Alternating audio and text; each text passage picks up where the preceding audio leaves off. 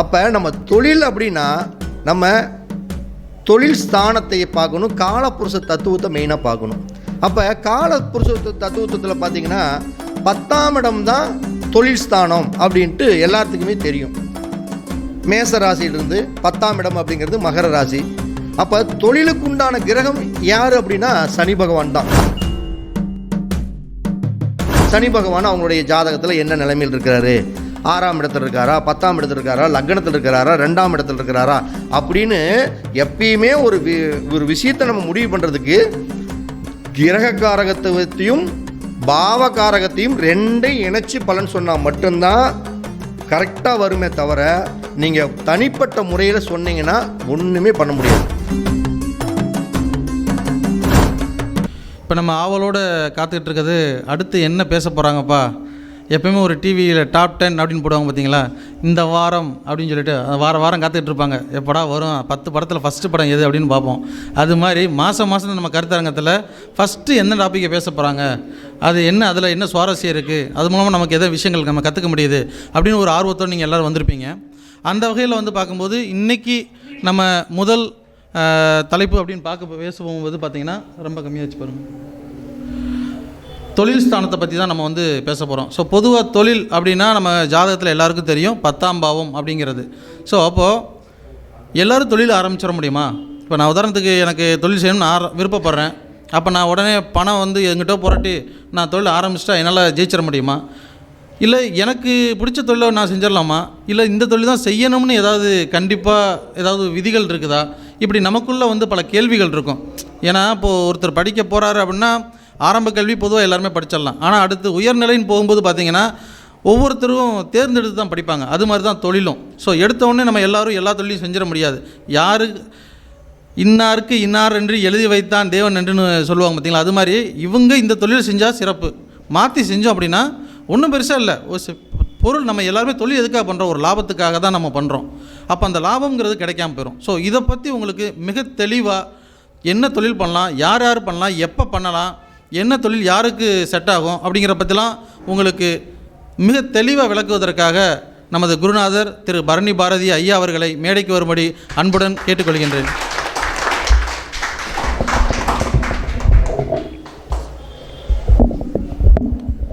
திருச்செந்தூர் முருகன் ஆசியோடு எல்லோரும் நலமுடன் வாழ நவகிரகங்களையும் பஞ்சபூதங்களையும் வணங்கி சரவணபவ பரணி பாரதியின் அன்பான இனிய வணக்கம். இந்த அற்புதமான விழாவிற்கு இன்றைக்கி சிறப்பு விருந்தினராக வருகை புரிந்திருக்கக்கூடிய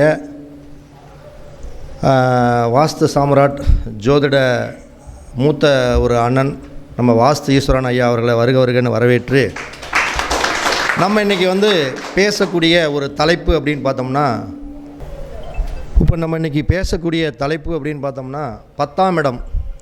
அந்த 10ஆம் இடம் இருக்கக்கூடிய தொழில் அப்படிங்கக்கூடிய விஷயத்தை தான் நம்ம பேசுகிறோம். இப்போ தொழில் வந்து எல்லாத்துக்குமே கம்பல்சரி தேவை. ஏன்னா தொழில் மட்டும் இல்லை அப்படின்னா வீட்டில் யாருக்குமே ஒரு மரியாதை இருக்காது. எந்த ஒரு மனிதராக இருந்தாலும் ஏதோ அவர் சக்திக்கு தகுந்த தொழில் செய்யணும். அப்படி அந்த தொழில் செஞ்சோம்னா அவங்களுக்கு ஒரு மதிப்பு, மரியாதை, ஊருக்குள்ளே ஒரு கௌரவம் எல்லாமே கிடைக்கும். நம்ம தொழில் செய்யாமல் நம்ம வடிவேல் மாதிரி மரத்தடியில் படுத்துக்கிட்டு கடைசியில் வந்து எந்த ஒரு வேலையை சம்சாரம் வந்தாலும் சரி அந்த வேலையை கூட வந்து கவுண்டர் பண்ணி இந்த வடிவேல் வந்து சின்ன வேலையை கூட அது ஒரு பெருசாக வேலையாக நினச்சி என்கிட்ட வாங்கக்கூடாது அப்படிங்கிற மாதிரி அந்த படத்தில் நம்ம பார்த்துருப்போம். அப்போ தொழில் அப்படிங்கிறது ஒவ்வொரு மனிதனுக்கும் இன்றியமையாத ஒன்று. அப்போ சில பேர் பார்த்திங்கன்னா இந்த தொழில் செய்கிறவங்க நான் இந்த தொழிலைத்தான் நான் செய்வேன், நான் இப்படியே தான் பண்ணுவேன் அப்படின்னு செஞ்சு அந்த தொழிலில் நிறையா தோற்று போயிடுறாங்க. அப்போ தலையில் நம்ம அடிக்கடி நம்ம சொல்கிறது விஷயம் என்னென்னோ, சட்டியில் என்ன இருக்குதோ அதுதான் அகப்பியில் வரும். அதுதான் என்ன சொல்கிறோம், விதியில் என்ன கொடுப்புனை இருக்குதோ அதுங்கிறது தான் நம்ம மதிங்கிற தசா புத்தி வழியாக நம்மளுக்கு கிடைக்கும். அப்போ நம்ம தொழில் அப்படின்னா நம்ம தொழில் ஸ்தானத்தை பார்க்கணும், காலப்புருஷ தத்துவத்தை மெயினாக பார்க்கணும். அப்போ காலப்புருஷ தத்துவத்தில் பார்த்திங்கன்னா 10ஆம் இடம் தான் தொழில் ஸ்தானம் அப்படின்ட்டு எல்லாத்துக்குமே தெரியும். மேச ராசியிலிருந்து 10ஆம் இடம் அப்படிங்கிறது மகர ராசி. அப்போ தொழிலுக்கு உண்டான கிரகம் யார் அப்படின்னா சனி பகவான் தான். அது நம்மளுக்கு எல்லாமே தெரியுது. காலப்புருஷத்தில் 10ஆம் இடம் தொழில் ஸ்தானம். இந்த 10ஆம் இடத்துடைய அதிபதி சனி அவர் தான் தொழில்காரகன். அப்போ நம்ம ஒரு தொழிலை நிர்ணயம் பண்ணுறோம்னா 10ஆம் இடம்ங்கக்கூடிய அந்த சட்டியில் விதி கொடுப்பனையில் எப்படி இருக்குதோ அதன் போலத்தான் அவருடைய வாழ்க்கை அமையும். அதுக்கு தகுந்த மாதிரி தான் நம்மளுடைய வாழ்க்கை தரத்தை ஓட்டிகிட்டு போகணும். அப்போ இதில் என்னென்னா தொழிலில் என்ன மொத்தம் 3 வகை தொழில். 3 வகை என்னென்ன வகை அப்படின்னா, தொழிலில் 3 வகை வந்து பார்த்திங்கன்னா, ஒருத்தர் வந்து பார்த்திங்கன்னா தன்னுடைய அறிவை பயன்படுத்தி நோகாமல் பணம் சம்பாதிப்பாங்க, அது விதமான ஒரு தொழில். இன்னொரு தொழில் வந்து பார்த்திங்கன்னா உடம்பு போட்டு கஷ்டப்பட்டு வருத்தி அதை பண்ணி இதை பண்ணி அதன் மூலமாக ஒருத்தர் தொழில் செய்கிறது. இன்னொருத்தர் பார்த்திங்கன்னா தன்னுடைய அறிவு நுட்பத்தையும் தன்னுடைய உடல் உழைப்பையும் ரெண்டையும் கம்பேர் பண்ணி அடுத்தவங்ககிட்ட வேலை வாங்கி பணம் சம்பாதிக்கிறது. 3 வகை தான் தொழிலில். வந்து ஒருத்தர் தன்னுடைய அறிவை பயன்படுத்தி தொழில் செய்கிறது, இன்னொருத்தர் தன் வேலைக்கு உடம்பை கஷ்டப்படுத்தி வேலை செய்கிறது, இன்னொருத்தர் டெக்னிக்காக நம்ம அறிவை யூஸ் பண்ணி நம்மளுடைய உடல் உழைப்பையும் கொஞ்சம் மிக்ஸ் பண்ணி 10 பேர்த்த வச்சு அழுங்காமல் பணம் சம்பாதிக்கிற டெக்னிக்கு. இந்த 3 வகையில் தான் ஒருத்தருக்கு தொழில் அமையும், வேறு எந்த மாதிரி தொழில் அமையாது. அப்போ இந்த தொழிலை வந்து 3 வகையாக நம்ம பிரித்து அதுக்கு தகுந்த மாதிரி பார்க்கணும். அப்போ தொழிலை நிர்ணயம் பண்ணணும்னா நம்ம என்ன பண்ணணும் அப்படின்னம்னா 10ஆம் இடம் தான். பொதுவாக வந்து இந்த ஜோதிடத்தில் நம்ம வேலைக்கு போகிறது அப்படிங்கிறது 6ஆம் இடம். சொந்தமாக சுயமாக ஒரு தொழில் கூட்டு சேர்ந்து ஒரு தொழில் செய்கிறது அப்படிங்கிறது 7ஆம் பாவம். பொதுவான தொழில் அப்படின்னாவே ஃபிக்ஸடாக வச்சுட்டாங்க, கர்ம சனி தான் அவருக்கு மெயின். அப்போ 10ஆம் இடம். அப்போ இந்த 10ஆம் இடத்தை தான் நம்ம மெயினாக தொழிலுக்கு பார்க்கணும். அப்போ 10ஆம் இடம் என்பது தொழில் ஸ்தானம். முதல்ல ஒரு ஜாதகத்தை பார்க்குறோம்னா ஒரு பாவத்தில் ஒரு பாவம் வலிமையானது முதல்ல தெரிஞ்சுக்கணும். ஒரு எல்லா பாவமே வலிமையானது. அடுத்தது அந்த பாவத்தை விட அந்த பாவத்தில் நிற்கக்கூடிய கிரகம் வலிமை வாய்ந்தது. இது 2வது டாபிக்கு. 3வது வந்து அந்த பாவத்தில் எந்த கிரகம் நிற்குதோ அந்த கிரகத்தை விட அவர் நிற்கக்கூடிய சாரநாதன் இருக்கார் பார்த்தீங்களா, நட்சத்திரநாதன், அவர் தான் வலிமை வாய்ந்தவர். அதை நல்லா நம்ம ஒரு அப்படியே புரிஞ்சுக்கணும். அப்போ நம்முடைய ஜாதகத்தில் 10ஆம் பாவம் பார்க்கணும். 10ஆம் பாவத்தில் ஒரு கிரகமே இல்லை அப்படின்னா 10ஆம் பாவத்தோடைய அதிபதியை பார்க்கணும். அப்போ ஒரு தொழிலை நிர்ணயம் நீங்கள் பண்ணணும்னா 10ஆம் பாவத்தை தான் உங்களுடைய கண் அப்படியே ஃபோக்கஸ் பண்ணணும், 10ஆம் இடத்தை தான் ஃபோக்கஸ் பண்ணணும். அப்போ 10ஆம் இடத்தை ஃபோக்கஸ் பண்ணும் பொழுது அந்த 10ஆம் இடத்துல கிரகமே இல்லை அப்படின்னா அந்த 10ஆம் இடத்து அதிபதி யார், அவரை ஃபோக்கஸ் பண்ணணும். சரி, 2வது 10ஆம் இடத்துல ஒரு கிரகம் இருக்குதுங்க அப்படின்னா 10ஆம் இடத்துல இருக்கக்கூடிய கிரகங்களை ஃபோக்கஸ் பண்ணணும். 10ஆம் இடத்துல நிற்கக்கூடிய கிரகங்கள் என்ன நட்சத்திரத்தில் இருக்கிறோ அவரை ஃபோக்கஸ் பண்ணணும். இப்படி 3 விதமாக நம்ம ஃபோக்கஸ் பண்ணோம்னா அவங்களுடைய தொழிலை நம்ம நிர்ணயம் பண்ணிக்கலாம். அப்போ பொதுவாக ஒருத்தர் சொந்த தொழில் செய்யணும் அப்படின்னோம்னா அந்த 10ஆம் இடமான பாவகம், அதே மாதிரி கிரகத்தில் சனி பகவான், அந்த 10ஆம் பாவத்தோடைய அதிபதி, இவங்களையெல்லாம் ஒன்று சேர்த்து வச்சு தான் நம்ம முடிவு பண்ணுமே தவிர எடுத்த உடனே நம்ம டக்குன்னு சொல்ல முடியாது. அப்போ தொழிலுங்கிறது 12 பாவத்துலேயுமே இருக்குது. நல்லா புரிஞ்சுக்கங்க, தொழில் அப்படிங்கிறது 12 பாவத்துலேயுமே இருக்குது. இப்போ ஒரு லக்ன பாவம்னா தன்னுடைய திறமையை பயன்படுத்தி தொழில் செய்வாங்க. இந்த 2ஆம் இடத்துல தொழில்னா தன்னுடைய பேச்சை வச்சு பணம் சம்பாதிப்பாங்க. சில பேர் பார்த்திங்கன்னா பட்டிமன்றத்துல எல்லாம் பேசுகிறாங்க, பட்டிமன்றத்தில் நல்லா பேசுகிறத வச்சு அவங்க பணம் சம்பாதிக்கிறாங்களா. 3ஆம் இடம்னா தன்னுடைய முயற்சியை வச்சு பணம் சம்பாதிப்பாங்க. 4ஆம் இடம்னா பார்த்திங்கன்னா அவங்க வந்து பார்த்திங்கன்னா தன்னுடைய படிப்பின் மூலம் இந்த வீடு நிலம் பூமி சம்மந்தப்பட்ட வச்சு தொழில் செய்வாங்க. 5ஆம் இடம்னா உழைக்கவே மாட்டான், ஆனால் பணம் சம்பாரிச்சிட்டே இருப்பான், உழைப்பில்லாமல் வருமானம் சம்பாதிப்பாங்க. 6ஆம் இடம்னா கஷ்டப்பட்டு நாய் மாதிரி லோன்னு அலைஞ்சு சம்பாதிப்பான். 7ஆம் இடம்னா கூட்டு சேர்ந்து இல்லைன்னா சுயமான தொழிலில் பணம் சம்பாதிப்பாங்க. 8ஆம் இடம்னா திடீர்னு தொழிலில் அவர் பணம் கிடைக்கும். இவன் வீட்டை சுற்றிக்கிட்டு இருப்பான், திடீர்னு அவன் சொந்தக்காரன் யாராச்சும் ஒருத்தர் செத்து போயிடுவான்.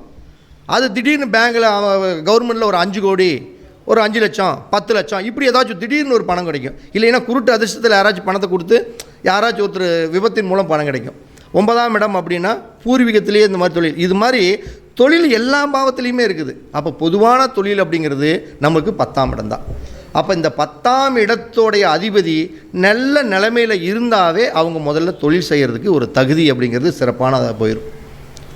10ஆம் இடத்து அதிபதி அது சுபகிரகமாக இருந்து குருவுடைய பார்வை பார்த்தாலும் அவங்களுக்கு தொழில் நல்லபடியாக நடக்கும். தொழிலே நல்லபடியாக நடக்காது அப்படின்னோம்னா இந்த 10ஆம் இடத்துடைய அதிபதி 6, 8, 12 மறைஞ்சு போச்சுன்னு வச்சுக்கங்க, நல்லா புரிஞ்சுங்க. 10ஆம் இடத்து அதிபதி 6, 8, 12 மறைஞ்சு போச்சுனாவே அவங்க தொழில் செய்யக்கூடிய விஷயங்களில் அவங்களுக்கு ஒரு போராட்டம், குழப்பம் இருக்கும் அப்படிங்கிறத நம்ம நல்லா உள்வாங்கிக்கலாம். இல்லை அப்படின்னா 10வது ராசியில் அந்த 10ஆம் பாவத்தில் 6, 8, 12 கூடியவர் யாரோ அந்த ஆள் வந்து இங்கே உட்காந்துட்டாலும் சரி, அதாவது 10ஆம் இடத்து அதிபதி 6, 8, 12க்கு போயிட்டாலும் சரி, அல்லது 6, 8, 12 இடத்தோட அதிபதி 10ஆம் வீட்டில் வந்து உட்காந்துக்கிட்டாலும் சரி, கண்டிப்பாக அவங்க தொழிலில் கஷ்டப்படணும்.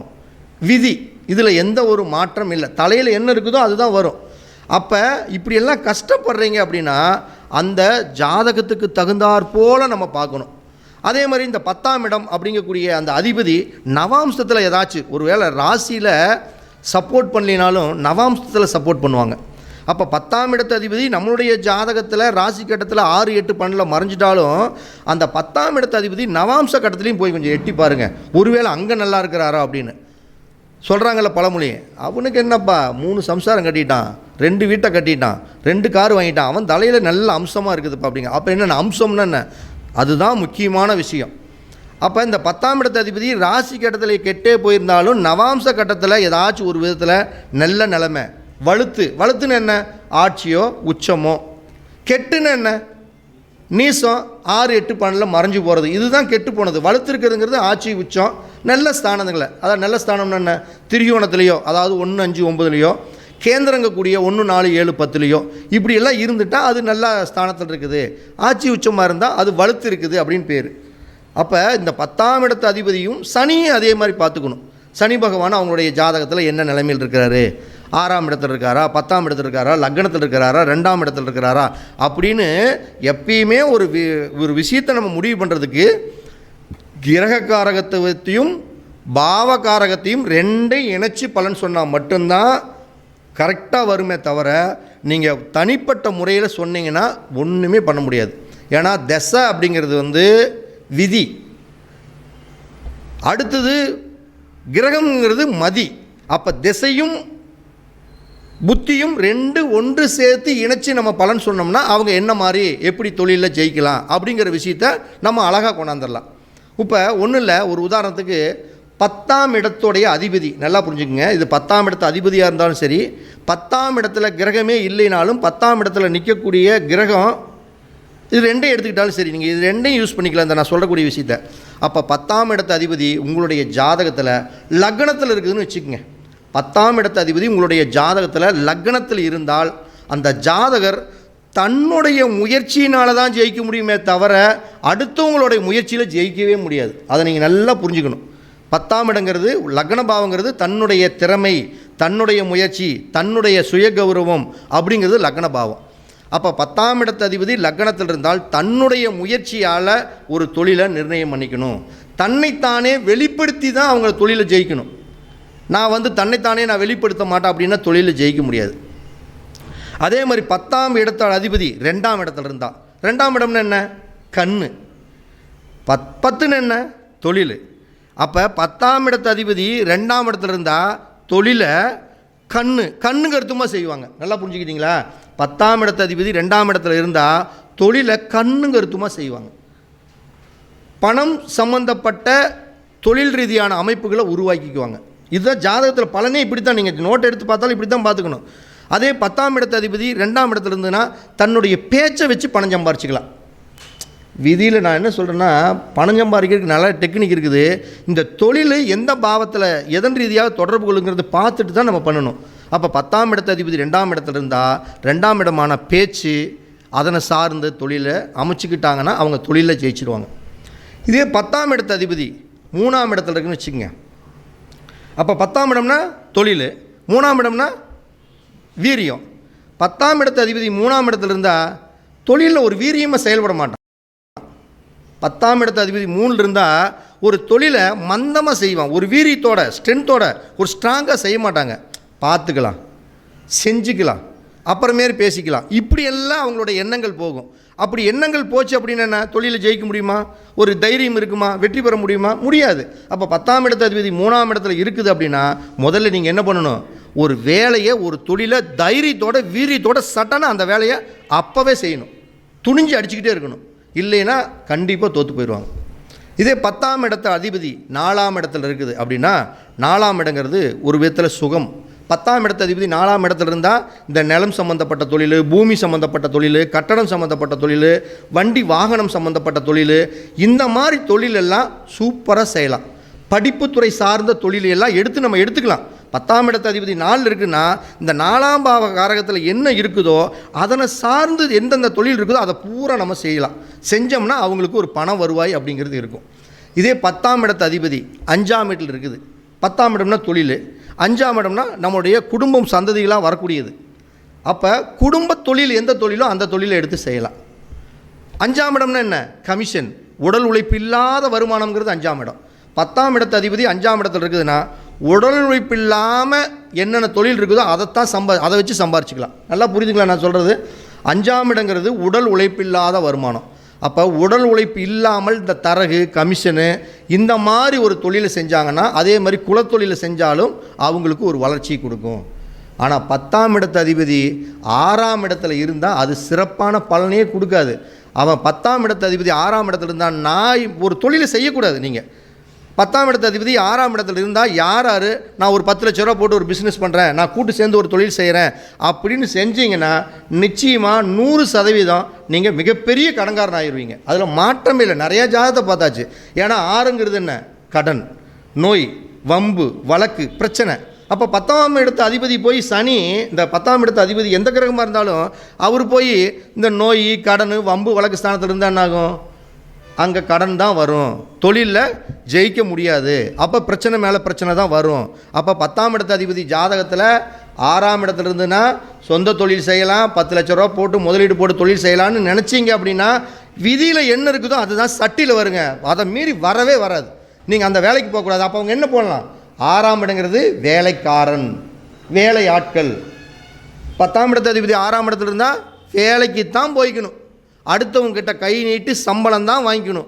இப்படிப்பட்ட தொழிலை தேர்ந்தெடுத்திங்கன்னா கண்டிப்பாக தொழிலில் அவங்க நல்லா சம்பாரித்து 4 காசு மிச்சம் பண்ணிடுவாங்க. பார்ட்னர் பிஸ்னஸ் பண்ணுறேன், நான் பார்ட்னர் போட்டு பண்ணுறேன்னா நிச்சயமாக தோற்றுருவாங்க. அதே மாதிரி 10ஆம் இடத்து அதிபதி 7ல் இருக்குது. கூட்டு தொழில் நிச்சயம் சிறப்பான பலனை கொடுக்கும், சமூகத்தில் மிகப்பெரிய அந்தஸ்தை கொடுக்கும். தன்னுடைய வாழ்க்கை துணையை கூட்டாக போட்டு நம்ம வேலை செஞ்சோம்னு வச்சுக்கோங்க, தொழில் செஞ்சோம்னு வச்சுக்கோங்க, மிகப்பெரிய வெற்றி அடைஞ்சிடலாம். கூட்டு தொழிலும் பக்காவாக இருக்கும். இப்போ கூட்டு தொழில் 10ஆம் இடத்து அதிபதி 7ஆம் இடத்துல இருந்தால் தான் கூட்டு தொழிலுக்கு போகணும், ஒரு பார்ட்னருக்கு சேர்த்த முடியும். இல்லைன்னா நம்ம ஒன்றுமே பண்ண முடியாது, கடைசியில் நஷ்டத்தை தான் சந்திக்கணும். இதே 10ஆம் இடத்து அதிபதி 8ஆம் இடத்துல இருக்குது. இவன் தொழிலுக்கு ஆகாத ஆள்னா போடுறது 1 லட்சத்தை போட்டுட்டு எனக்கு 1 கோடி ரூபா வரணும்னு திங்க் பண்ணுவான். அதிர்ஷ்டத்தை நம்புற ஆள் 10ஆம் இடத்து அதிபதி 8ஆம் இடத்துல இருந்தால் அதிர்ஷ்டத்தை நம்புற. உடல் உழைக்கக்கூடாது. கவுண்டமணி மாதிரி, மன்னன் படத்தில் மாதிரி நீங்கள் ஒன்றுமே வேலை தெரியாமல் வருவீங்க, உங்களுக்கு நாங்கள் வேலையை கற்றுக் கொடுப்போம், கற்றுக் கொடுத்துட்டு நீங்கள் எங்ககிட்ட ஏற்றுக்குவீங்க அப்படின்னு சொன்னா அவன் சொல்லுவான் பாரு, இந்த நம்ம கம்பெனிலேயே எந்த வேலையும் செய்யாமல் சம்பளம் வாங்குற ஒரே ஆள் இவர் தான். ஏன்னா இவங்க அப்பா சாகிறப்ப வேலை செய்கிறப்ப செத்து போயிட்டார், அதனால அந்த வேலையை அவர் கொடுத்துட்டாரு அப்படின்னு சொன்னால் திருதுன்னு ஒழிப்பான் பாரு. அந்த கதை. 10ஆம் இடத்து அதிபதி 8ல் இருந்தால் இந்த அதிர்ஷ்டத்தை நம்பக்கூடிய ஆளுங்க. தொழில் செஞ்சுட்டு இருக்கப்போ லாட்டரி சீட்டில் பணம் உழுகுமா, அங்கே உழுகுமா, இல்லை இந்த தொழிலில் படுத்துக்கிட்டு இப்படி வருமா அப்படி வருமானு பார்ப்பாங்க. அப்போ 10ஆம் இடத்து அதிபதி 8ஆம் இடத்துல இருந்தால் இந்த அதிர்ஷ்டத்தை தயவு செய்து நம்பாதீங்க, பெருசாக கிடைக்கணும்னு பண்ணாதீங்க. உடல் உழைப்புக்கு முக்கியத்துவம் கொடுங்க. உடல் உழைப்புக்கு முக்கியத்துவம், அதிக உடல் உழைப்பு முக்கியத்துவம் கொடுத்தா தான் நீங்கள் உங்கள் குடும்பத்தை ஓட்டி பணம் சம்பாதிக்க முடியுமே தவிர இல்லைன்னா சம்பாதிக்கவே முடியாது. 10ஆம் இடத்து அதிபதி 9ஆம் இடத்துல இருக்குது. பூர்வீக தொழில் தன்னுடைய அப்பா தாத்தா என்ன செஞ்சுட்டு அந்த தொழில் பக்காவாக செட் ஆகும். வெளியூர் வெளிநாட்டில் தொழில் போய் செய்யலாமா? 10ஆம் இடத்து அதிபதி 9ஆம் இடத்துல இருந்தால் வெளியூர் வெளிநாடு வெளி மாநிலங்களுக்கு போய் வேலை செய்யணும். நல்லா புரிஞ்சுக்கங்க. 10ஆம் இடத்து இன்னொரு விஷயத்தையும் சொல்கிறேன். 10ஆம் இடத்து அதிபதி 3 இருந்தால் சொந்த ஊரில் வேலை செய்யக்கூடாது.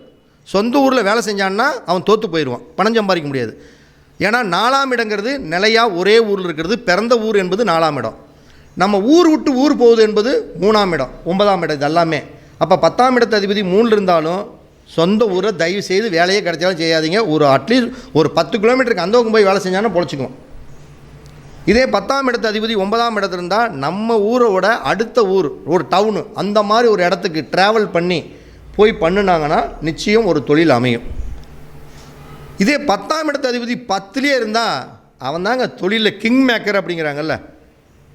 10 பேர் 20 பேர் வச்சு மிகப்பெரிய தொழிலில் நிறைய பணம் சம்பாதிக்கிறாங்கன்னா 10ஆம் இடத்து அதிபதி 10ஆம் இடத்துல இருந்தால் நிறைய தொழில், நிறைய ஆளுகளை வச்சு நிறைய சம்பாரித்து பணம் காசு அப்படிங்கிறது மேல் மேலும் வளர்ச்சி அடைஞ்சிக்கிட்டே இருப்பாங்க.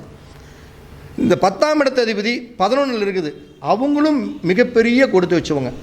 தொழிலில் நல்ல வருமானத்தை சம்பாதித்து சேர்த்துக்கிட்டே இருப்பாங்க. நல்ல ஒரு அதிர்ஷ்டமாக இருந்துகிட்டே இருக்கும்.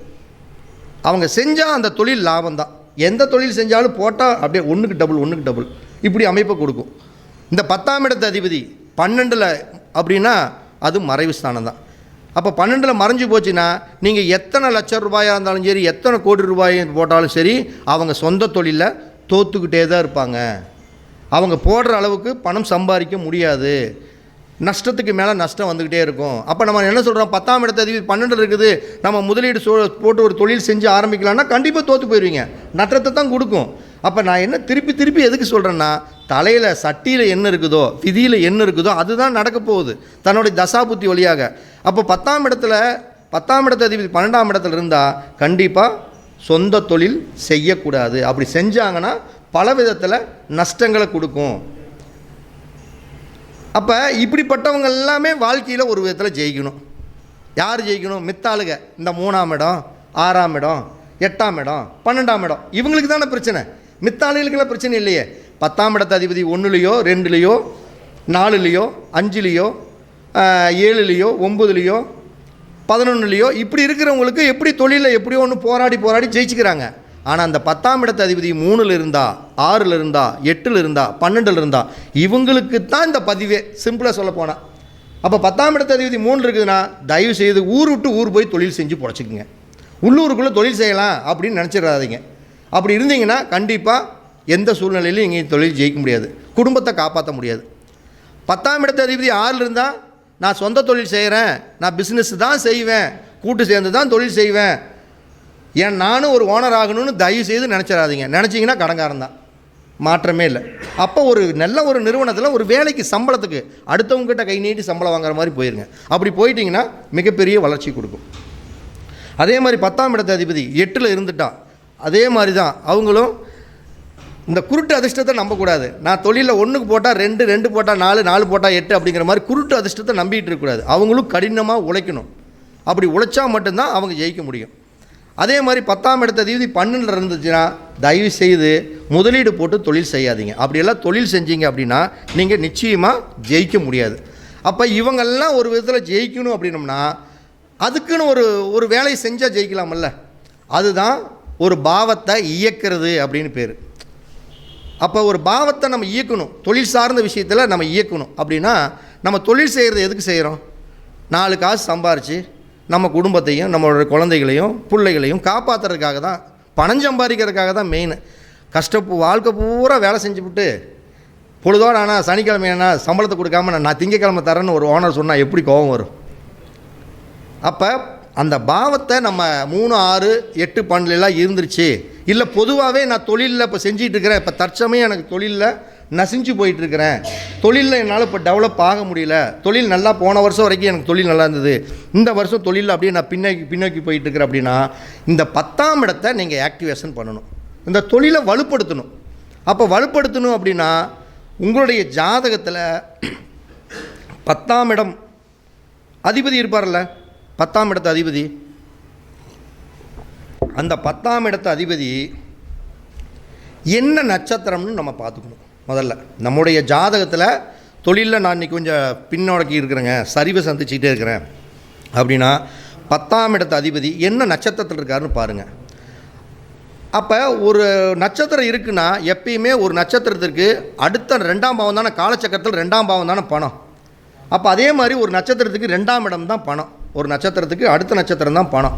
அப்போ 10ஆம் பாவ நட்சத்திர அதிபதி என்ன கிரகமோ அந்த கிரகத்துக்கு உடைய அடுத்த நட்சத்திரம் என்னவோ அந்த நட்சத்திர காரகத்தை நம்ம அதிகமாக வலுப்படுத்தணும். அப்படி வலுப்படுத்தணும்னாவே நிச்சயம் நம்முடைய பேச்சு மக்கள் மத்தியில் ஒரு தராதரமாக விளங்கும். 4 காசு சம்பாதிச்சாலும் அது மிச்சமாகும், பண வருவாய் நிச்சயமாக தேடி வரும். ஒரு உதாரணத்துக்கு நம்ம ஒரு மேச லக்னம்னு எடுத்துக்கிறோம்னு வச்சுக்கோங்க.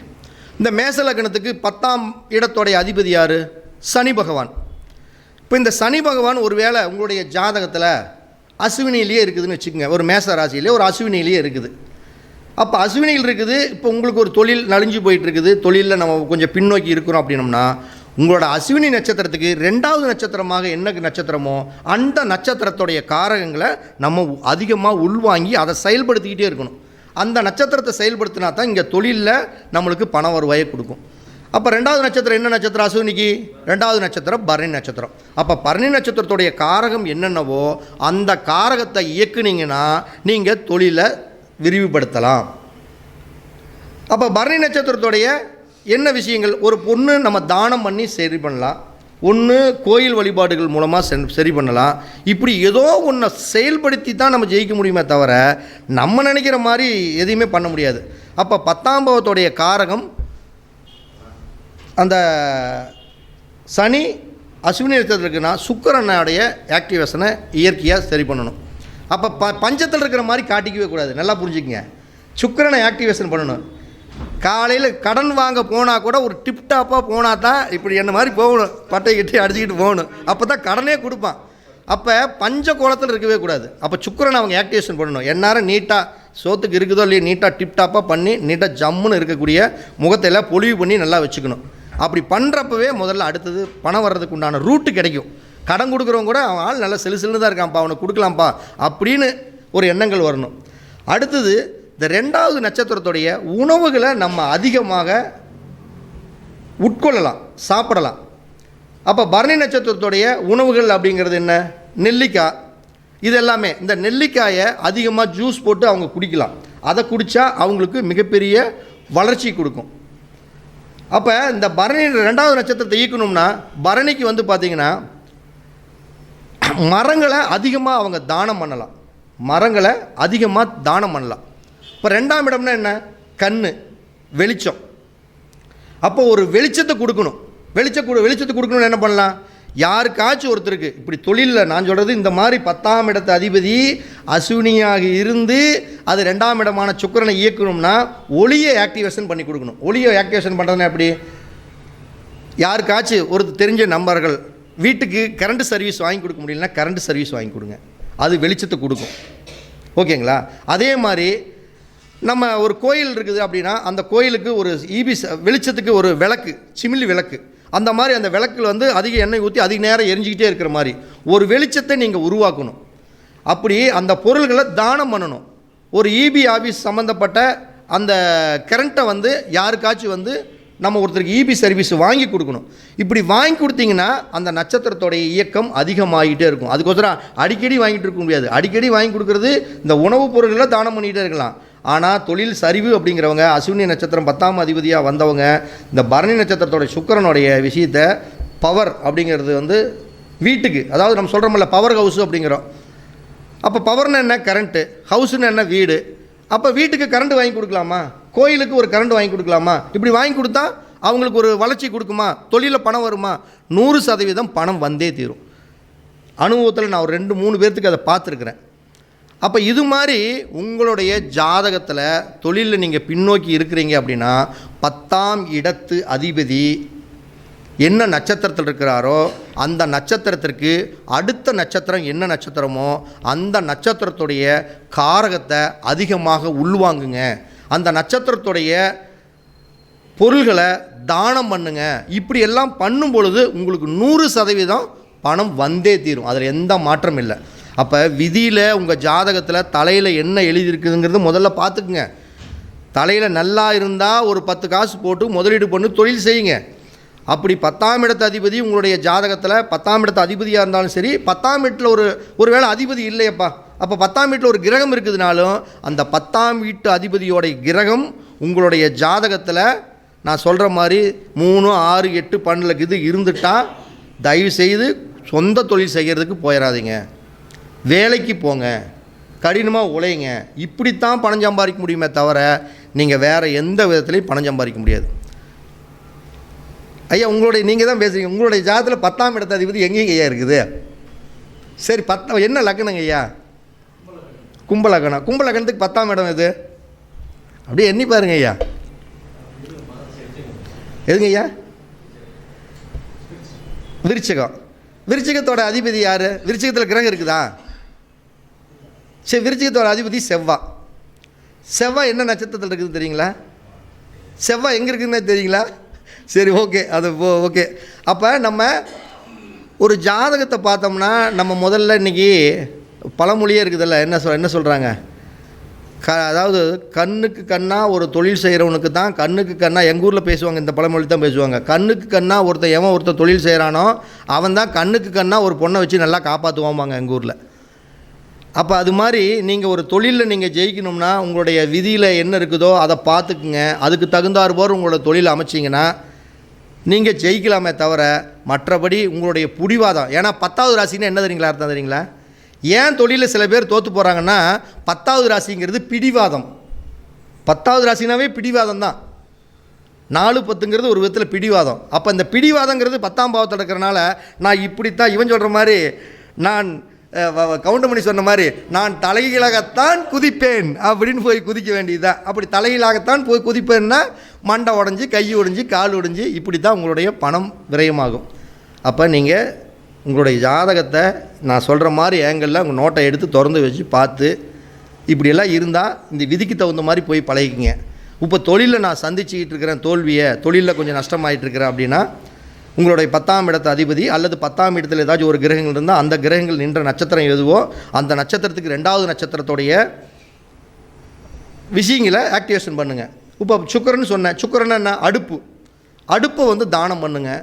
இது மாதிரி கேஸ் அடுப்பு வாங்கி கொடுங்க நிறைய பேர்த்துக்கு. அடுப்புனா நம்ம பழைய காலத்தில் அந்த அடுப்பு, இப்போ கேஸ் அடுப்பு இல்லாதவங்களுக்கு கேஸ் அடுப்பு வாங்கி கொடுங்க. இது மாதிரி அந்தந்த விஷயத்தை வந்து அப்போ என்ன தெரியணும் உங்களுக்கு, நட்சத்திரத்துடைய உணவுகள், காரகங்கள், நட்சத்திரத்துடைய பொருள்கள் நீங்கள் தனித்தனியாக திங்க் பண்ணி பாருங்கள். பண்ணும் பொழுது சூப்பராக இருக்கும். ஓகேங்களா? இதுதான் இந்த தொழிலை இயக்கக்கூடிய ஒரு விஷயம். இவ்வளோ நேரம் பொறுமையாக கேட்ட அனைவருக்குமே என்னுடைய நெஞ்சார்ந்த நன்றிகள், என்னுடைய மனமார்ந்த வாழ்த்துக்கள்.